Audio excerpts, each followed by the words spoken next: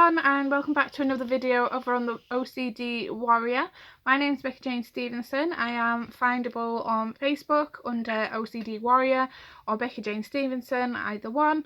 I'm also active in a number of support groups over on Facebook. I am also findable on Twitter and obviously on here. So if anybody does have any questions or any comments, you can just either drop them below or send me a message. So today's video, I'm really sorry, it's really itchy. Today's topic is something that I see cropping up quite a lot in these support groups and in online forums, and that's searching for a cure, searching for a way that's going to switch off intrusive thoughts that are connected to OCD. And I see it, like I say, I see it quite a lot. These people are very, very desperate, are very distressed, and are trying to find anything that will get rid of these thoughts and the OCD in general. Now, some of these posts will mention medication, that their medication isn't working, the thoughts are still happening, should I change them, what medication has worked for other people. So people are becoming getting themselves involved in a quest to finding the right medication that will switch off these thoughts.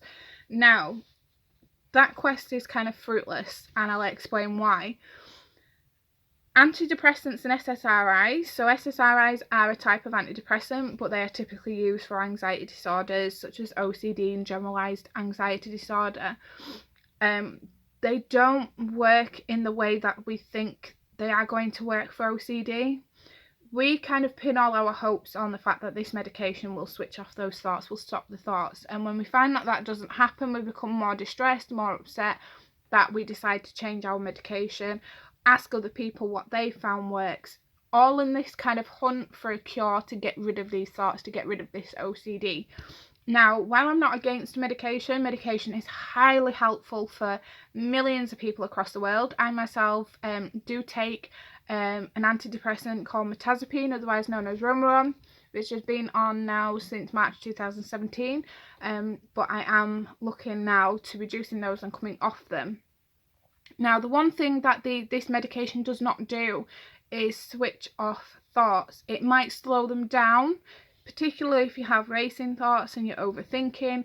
It will help to slow those down a little bit, but typically these medications work to balance back out the chemicals in the brain, such as serotonin, but they also work to reducing the effects of anxiety. So they don't get rid of the anxiety. What they do is they reduce the symptoms associated with anxiety. So the distress we feel, the overwhelming side of it, the shakes, being exhausted, not being able to sleep, sleeping too much, all the different symptoms that are attributed to experiencing anxiety. What these medications will do is will reduce those, will balance back out the chemicals in the brain.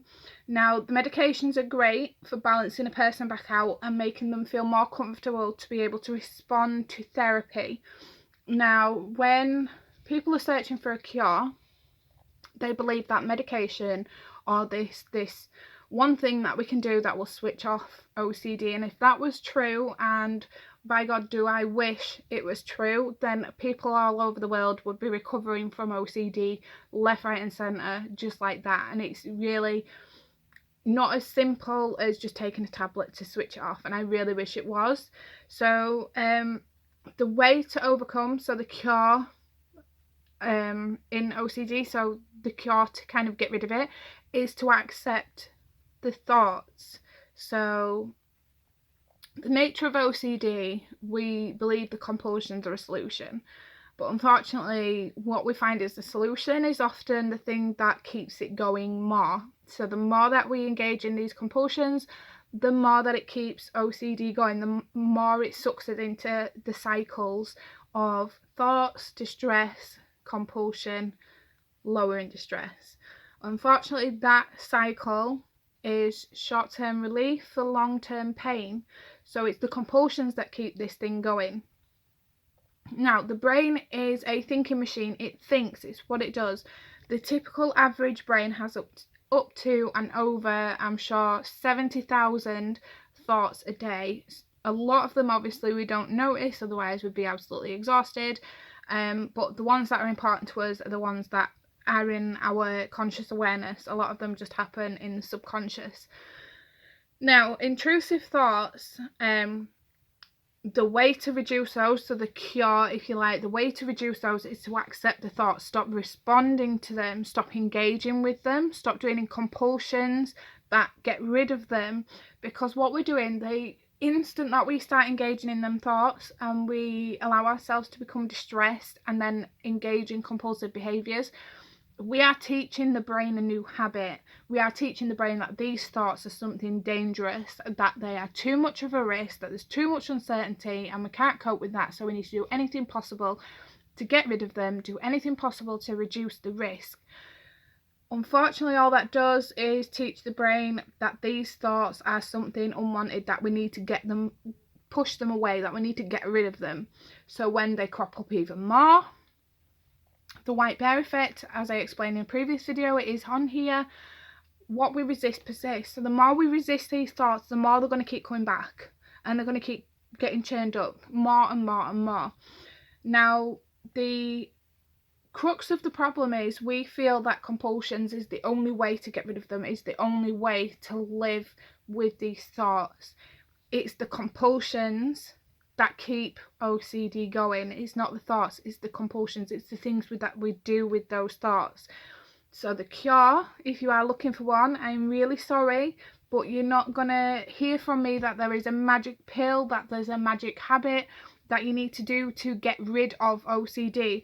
It's a thinking habit. That's all OCD is. There's nothing wrong with you. It's just you've reacted to a very creative thought that the brain has thrown up, and we get sucked into that cycle. So the way to overcoming OCD, the aim is not to get rid of it. The aim is to be able to live with intrusive thoughts without allowing them to interfere with your daily life, without allowing them to affect you and put you in a place of distress and fear. So it's a case of allowing those thoughts to come. Even during CBT and ERP, they will explain the same. It is in many books. You sit with the thought, or you even sit there and force the thoughts on yourself. Make them as ridiculous as possible and don't react. Don't try to push them away mentally. Don't try to neutralize them. Don't try to cancel it out by thinking a good thought. Just sit there with that thought and don't do anything about it. Don't engage in a physical compulsion or a mental compulsion. Just sit with that thought. Allow the anxiety to come. Allow the anxiety to wash over you. Allow yourself to feel that anxiety. Anxiety is temporary. It's not permanent. It passes, and it passes within a couple of minutes. And after that anxiety starts to come down and you realise nothing bad has happened, it was just a thought. Thought does not mean action. Thought does not mean that something's going to come true. It is just a thought of a creative brain. That is simply all it is. And the more that you can do this, the more it's teaching the brain that actually this is just a thought, I don't need to react to it. The more that you practice that, the more that you practice just sitting with the thoughts and practicing observing them and just watching that thought without reacting, the brain quickly starts to learn that it doesn't need to be alerted to a potential danger. It doesn't need to be alerted to a threat. So when them thoughts start to come again, your brain doesn't respond in the way that it used to with the distress. So then the need for the compulsions becomes less and less. And then eventually, when an intrusive thought pops up, it's not in your awareness. It's kind of in the background, like a background noise, because you've already learned, oh, it's just another one of them thoughts. Something that you don't need to do anything with. Just let it play out and it'll go. So think about, like, say, back to the 70,000 thoughts a day. We're not aware that we have 70,000 thoughts a day. We're only aware of the ones that are important, that have meaning to us. So we probably only think, 50 to 100 thoughts that we are aware of, that we bring to our conscious awareness. The other thousands we don't even notice because they are not important to us. They're like background noise. We don't even realise they're there. And that's what happens when you stop responding to intrusive thoughts. When they do crop up, your brain automatically knows that it's a thought of no consequence and will let it go, and you can carry on with your day. Or you can simply say, oh, there's another one of those thoughts. Now, a really good example that I'd like to share was in one of the, I won't say the person's name, but it was in one of the support groups. This lady, and I hope one day she may come across this video and she may smile, hopefully. She'd posted in a group, highly distressed. What had happened, she was at a friend's house and her friend's little girl, a toddler, had fallen into an ant's nest. So naturally they panicked, they brushed all the ants off, they bathed the little girl to make sure there were no ant eggs and all the rest of it on there, which is a normal reaction to the situations. There was nothing kind of obsessive or intrusive about it, it was just a natural reaction. However, this lady then posted in the next day into a support group, extremely distressed, that she was somehow contaminated with these ant eggs and that she'd got ant eggs on her body. And she was about to eat a breakfast and had the intrusive thought that somehow these ant eggs were in her breakfast. I think it was porridge she was eating. She became highly distressed that she had contaminated her food with these ant eggs. And it was really, really distressing for her. So I kind of posted on there and said, yeah, there's ant eggs in your cereal, but eat your cereal anyway. And sorry for my language here, but I simply said to her, right, just think to yourself, fuck it. There's ant eggs in my cereal, but I'm going to eat it anyway. And she posted back maybe 20 minutes later and she put back, she had to laugh because she actually ate her breakfast while saying to herself, yeah, there's ant eggs in my breakfast, what of it, I'm still going to eat it. And that anxiety, as soon as she had that reaction, that anxiety was at a minimum, an absolute minimum. Now, the way to overcome OCD is either a combination of medication that will help balance you out and reduce those anxiety symptoms so that you're balanced enough to engage in CBT, which is cognitive behavioural therapy with the exposure response prevention element in it. Now, the reason I say that is because there's two parts to CBT. There's the thinking cognitive side, which helps you to identify unhelpful thinking patterns and also to kind of look at the thoughts in a different way that is more helpful. And then you have the ERP, which is the behavioural side, so that's the exposure response side. So those two together, or even just CBT on its own with the ERP element and some self-help, is very, very effective. CBT and ERP is the only known therapy that works for OCD. We need to remember OCD is not a disorder, a standalone disorder. It is an anxiety disorder, and there is no different types. So I will be doing another video on how OCD manifests for different people and the type of intrusive thoughts that they have. But there's a huge misconception that there are loads of different types of OCD. There isn't. The only difference is the way that it shows up for people and the way that they respond. So that's where people become confused. But OCD ultimately is OCD. Doesn't matter the way, how, or the way it's showing up for people, the different thoughts that they have, the treatment is still the exact same. You sit with the thought, you allow the thoughts to happen, but you don't respond with your compulsions. Now, a really helpful kind of diagram that my therapist shared with me, which I already understood quite a lot about anyway. The goal is, obviously when the intrusive thought happens, our anxiety spikes, it gets to its peak, and then when the threat is gone, or we do something to minimize the risk or the danger or the threat, which is the compulsions, the anxiety comes down a little bit, so it kind of halfway, and then it eventually tapers off because we've engaged in that compulsion, which gives us the relief. And that is what gets us into the habit of reacting to the thoughts, because we want that relief. And then another intrusive thought goes and it comes back up again. So we are constantly like this, up, down, up, down, up, down. Now, sitting with the thoughts, that is going to make your anxiety spike.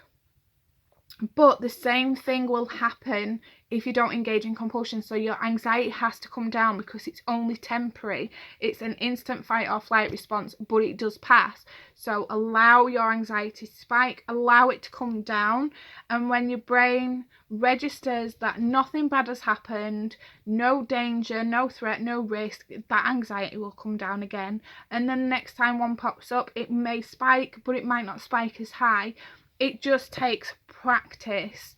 It takes, on average, they say 21 days to start forming a new habit. Now, the brain is made up of neuroplasticity, so there's neural pathways all over the brain. Habits and neural pathways. So think of the brain as plasticine. We can remold it, we can retrain it.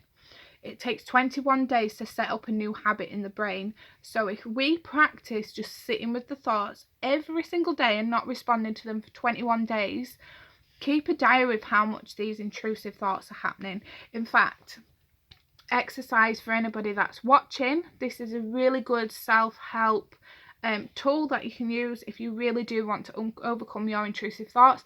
And I would absolutely love it if you could come back in 21 days time or even less and post into the comments whether this has worked for you or not, or reach out to me on Facebook and let me know if this has been helpful for you and if you've noticed a reduction in those thoughts. So start with day one. Keep a diary, a journal, a piece of paper. Pick a time that you are going to purposely force these intrusive thoughts on yourself. And even if you have to sit on your hands, just sit there, allow the anxiety to kind of wash over you, allow those anxiety feelings to come up, because that's what the brain does. It's a part of the brain called the amygdala. It's a natural anxiety response, fight or flight. That's what it does. So that's meant to be there. So people with OCD ultimately don't just want rid of the thoughts, they want rid of the anxiety as well, the distress that comes from the anxiety. So sit on your hands, pick a time that you are going to force these thoughts on yourself, allow yourself to feel that anxiety and that distress, but don't do anything with it.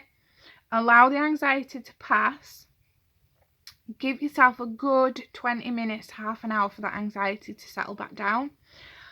And I want you to write down, every time you do that, I want you to write down how often these thoughts are occurring. And then at the end of the 21 days, I want you to comment on here or message me on Facebook and let me know how often these intrusive thoughts are happening now that you've allowed yourself to have those thoughts. That is key.